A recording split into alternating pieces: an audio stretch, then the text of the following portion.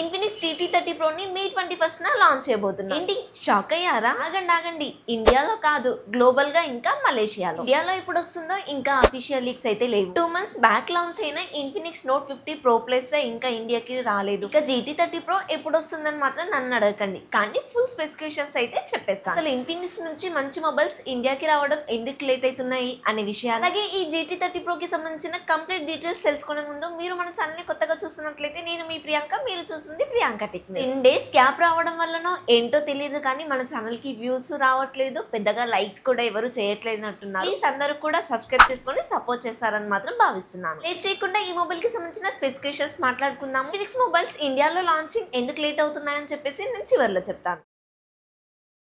మొదటిగా ఈ మొబైల్ కి సంబంధించిన లుక్ గురించి చూసుకున్నట్లయితే ఇంతకుముందు మొబైల్స్ తో కంపేర్ చేస్తే కొంచెం డిఫరెంట్ గా ఉంది అండ్ పర్ఫెక్ట్ గేమింగ్ మొబైల్ లాగా కనిపిస్తుంది. ఫ్రంట్ వచ్చేసి ఫ్లాట్ డిస్ప్లేనే వాడారు, గేమింగ్ కి కన్వీనియంట్ గా ఉంటుందని చెప్పి. బ్యాక్ సైడ్ వచ్చేసి ట్రాన్స్పరెంట్ ప్లాస్టిక్ అయితే ఇచ్చారు, RGB లైట్ ఇవన్నీ కనిపించేలాగా మెయింటైన్ చేశారు. బ్యాక్ సైడ్ డిజైన్ చూస్తుంటే మమ్మీ సినిమాలో ఆర్నమెంట్స్ ఉంటాయి కదా, సేమ్ అవి చూస్తున్న ఫీలింగ్ అయితే కలిగింది. అండ్ RGB లైట్ సెటప్ అయితే ఈ మొబైల్ లోనే ఉంది, కాకపోతే లైట్ సెటప్ అనేది కొంచెం తక్కువగా వాడారు. దీనికైతే వీళ్ళు మెకానికల్ లైట్ వేవ్స్ అని పేరైతే పెట్టారు. పేరు యూనిక్ గా ఉంది, డిజైన్ కూడా యూనిక్ గానే ఉంది. ఫైబర్ లైట్ 2.0 అని అంటున్నారు. RGB లైట్స్ వచ్చేసి 20+ ఎఫెక్ట్స్ ఇస్తాయని చెప్తున్నారు. ఇది గేమింగ్ ఫోన్ కాబట్టి దీనికి ట్రిగ్గర్స్ అయితే ఇచ్చారు, కూడా బటన్స్ టైప్ కాదండి, టచ్ సెన్సిటివ్ అయితే వాడారు. ఇచ్చారనుకోండి వాడి పాడైపోతాయి, టచ్ అయితే ఇక్కడ పెయింట్ పోతుందేమో కానీ పాడవదు కదా. 2 సైడ్స్ కూడా ఉంటాయి. ఈ ఫ్యూచర్ అయితే నాకు చాలా బాగా నచ్చింది. ముందు వరకు కెమెరాస్ కోసం చాలా పెద్ద ప్లేస్ తీసుకునే వాళ్ళు, కానీ ఈసారి సింపుల్ గా చిన్న ప్లేస్ లోనే అడ్జస్ట్ చేసేసారు. నాకైతే ఆ రోజు గేమింగ్ ఫోన్స్ చూస్తున్నట్టుగా అనిపించింది. In display finger print censor తో వస్తుంది, డ్యూయల్ స్పీకర్స్ ఉంటాయి, IP65 వాటర్ రేటింగ్ ఉంటుంది. స్పీకర్స్ అది కూడా JBL వాళ్ళైతే ట్యూన్ చేశారు. ఓవరాల్ గా ఈ మొబైల్ యొక్క లుక్ అయితే ఇది.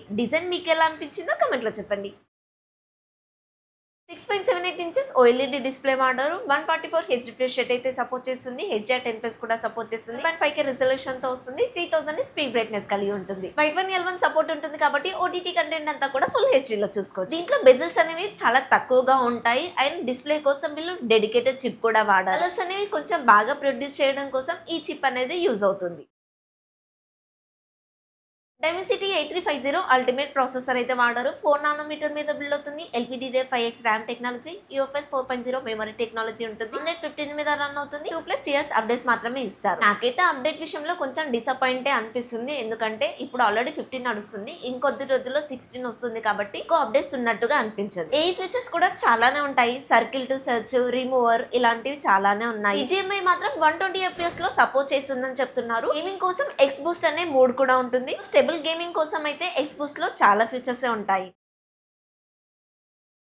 బ్యాక్ సైడ్ ఉన్న ఈ సింపుల్ డిజైన్ కెమెరాల్లో డ్యూయల్ కెమెరా సెటప్ తో అయితే వస్తుంది. మెయిన్ కెమెరా వచ్చేసి సామ్సంగ్ వాళ్ళ 108 సెన్సార్ అయితే వాడారు. OIS కి సపోర్ట్ చేస్తుంది. మాక్సిమం 4K 30 FPS వరకు వీడియో రికార్డ్ చేయొచ్చు. Secondary camera 80MP ultra wide sensor అయితే వాడారు. పర్ఫార్మెన్స్ అయితే నార్మల్ గానే ఉంటుంది. మెయిన్ కెమెరా పర్ఫార్మెన్స్ అనేది చాలా బాగుంటుంది. ఇన్ఫినిక్స్ వాళ్ళు కెమెరాస్ కూడా చాలా ఇంప్రూవ్ చేశారు. చాలా ఫిల్టర్స్ కూడా ఉంటాయి, లైవ్ ఫిల్టర్స్ కూడా ఉంటాయి. ఫ్రంట్ 13MP కెమెరా సెన్సార్ అయితే వాడారు. దీని ద్వారా కూడా మాక్సిమం 4K వరకు వీడియో రికార్డ్ చేయొచ్చు. కెమెరా పర్ఫార్మెన్స్ అయితే డీసెంట్ అని చెప్తాను. ఇది గేమింగ్ ఫోన్ అయినప్పటికీ కూడా కెమెరాలో మీకు డిసప్పాయింట్ అయితే చేయదు. 5500 mAh బ్యాటరీ, కంట్రీని బట్టి ఒక దగ్గర 45 ఇస్తే ఒక దగ్గర 67 వాట్ ఫాస్ట్ ఛార్జర్ అయితే ఇస్తున్నారు. మన ఇండియాకి తీసుకొస్తారో తెలియదు కానీ ఎక్కువ మటుకు 67 వాటే వాడుతున్నారు. 20 వాట్ వైర్లెస్ ఛార్జర్ కూడా సపోర్ట్ చేస్తుంది. ఐఫోన్ లాగా మ్యాగ్నెటిక్ ఛార్జర్ కూడా సపోర్ట్ చేస్తుంది. ఎంత హై బడ్జెట్ ఉన్న ఆండ్రాయిడ్ మొబైల్స్ లో అయితే ఈ ఫీచర్ ఇవ్వలేదు. ఇన్ఫినిక్స్ వాళ్ళు కావాలనుకుంటే 20,000 రూపీస్ బడ్జెట్ లో కూడా ఇచ్చేస్తారు. బైపాస్ ఛార్జింగ్ టెక్నాలజీకి అయితే సపోర్ట్ చేస్తుంది. దీని వల్ల బ్యాటరీ లైఫ్ అనేది పెరుగుతుంది. ఎగ్జాంపుల్ గా మనం గేమ్ ఆడుతున్నప్పుడు ఛార్జింగ్ పెడితే ఎక్కువ పర్సెంట్ ఛార్జింగ్ అంతా కూడా బ్యాటరీకి కాకుండా బోర్డుకి వెళ్తుంది. సో అప్పుడు బ్యాటరీ లైఫ్ అనేది తగ్గిపోకుండా ఉంటుంది. ఇలాంటి ఫ్యూచర్ ఉన్నప్పుడు గేమ్ ఆడేటప్పుడు బ్యాటరీ హీటింగ్ ఇష్యూస్ కూడా తక్కువగా ఉంటాయి. ఇక ఫైనల్ గా ఈ మొబైల్ యొక్క ప్రైస్ విషయానికి వస్తే బేస్ వేరియంట్ 20 నుంచి 22,000 మధ్యలో అయితే తీసుకొస్తారు. అది కూడా ఇండియాలో కాదులేండి. ఒకవేళ ఈ మొబైల్ ఇండియాకి వచ్చినా కూడా అదే ప్రైస్ లో తీసుకురావాలండి, ఎందుకంటే Realme P3 కూడా అదే బడ్జెట్ లో ఉంది కదా. అదే అండి అల్ట్రా గురించి చెప్తున్నాను. ఇప్పుడు 25,000 కి అలా అమ్ముతున్నారు కదా, దానికన్నా తక్కువలో తీసుకురావాలి కదా మరి.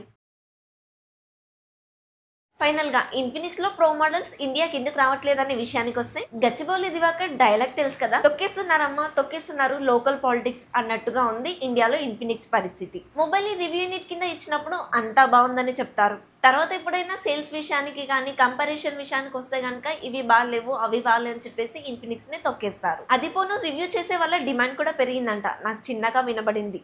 ఇన్ని కష్టాలు పెట్టుకొని ఇంత పెద్ద కాంపిటీషన్ మార్కెట్ లో బతకడం ఎలా అనుకున్నారో ఏమో మరి.